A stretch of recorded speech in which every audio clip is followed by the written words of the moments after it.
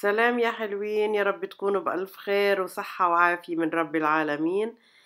اليوم بدي أعمل أكلة. كتير من الناس ما بيعرفوا شو هي هالأكلة، وهي كشك. وبعد شوي رح أعرفكم شو هو الكشك. أول خطوة بنعملها بنحط بالطنجرة شوية زيت، ومنضيف لإلها اللحمة ومنقليها منيح لتنشف ميتها. بعد ما قلينا اللحمة ونشفت ميتها متل ما حكينا، أنا بحب أضيف بهاي المرحلة البصل.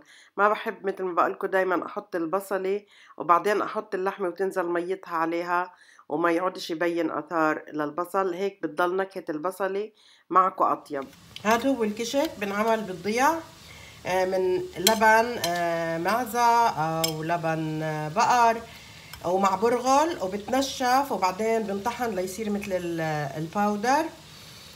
كل اللي بعمله باخد منه كمية المطلوبة. وفي ناس بيعملوه شوربة. لما بدكم تعملوه شوربة، عندي صديقة بتعمله سورية بتعمله شوربة، لازم يكون سائل اكتر من ما انا اسا بدي اعمله، لان الخليط اللي انا اسا بدي اعمله بده يكون سميك وبيتاكل بالخبزة. فكل اللي بعمله بجيب مي، راح احط مبدئيا 8 معالق.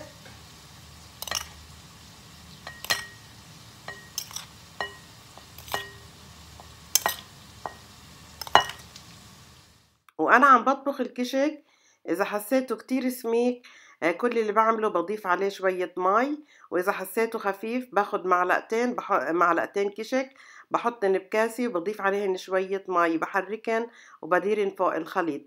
ومثل ما شايفين قبل ما تضيفوا الخليط للبصلة واللحمة لازم تضربوه بالمضرب اليدوي ليبطل عنا اي تكتلات، لازم يكون متجانس. وانا مبسوطة كتير كتير انه بنتي طلبت هالاكلة بس عشان تشاركوني الوصفة وأعرفكم عليها، لأنه بالفعل صحن كتير كتير طيب، وإن شاء الله رح يعجبكم كتير. وهلأ بضيف عليهن الثوم اللي دقيته ناعم، بيعطي نكهة طيبة بهاي الأكلة. وإذا ملاحظين شايفين لحمتي، أنا بحط مع هاي الأكلة مش بس لحمة حمرا، بحط شقفة لية لأنها بتعطيها هيك نكهة طيبة. وهلأ فارمي أنا قرنين فلفل حار، بحطن عليهن كمان بقليهن، بيعطيه ريحة حلوة ونكهة كتير طيبة خاصة للناس اللي بتحب الحر. وهلأ رح أضيف خليط الكشك، وانا رجعت زدت عليهن معلقتين كشك، يعني صار عندي 10 معالق. ورح يكون إلنا وقفة تانية ان شاء الله مع الكشك على بس نعمله مناقيش كمان بخلطة كتير كتير طيبة ان شاء الله رح تعجبكم. وهلأ بضل احرك فيهن، ورح اضيف شوية مي عليهن لانه حسستن سماك، وبرضه بضل احرك لاحصل على النتيجة اللي بدي اياها. شايفين سمكتهن؟ ومش مثل اللبن بضل ناعم بتحسوه كأنه مبرغل، طبعا مثل ما قلنا لأنه فيه البرغل منشف ومطحون. كل اللي بعمله بحط رشة فلفل أسود أو فلفل أبيض اللي بتحبوه، وبدي أحط شوية صنوبر بيعطي نكهة طيبة اختياري طبعا. وطبعا اللي بيعملوه شوربة بيكون سائل أكتر من هيك. هلا كل اللي بعمله بحط أنا قبل ما أطفي شوية بصل أخضر،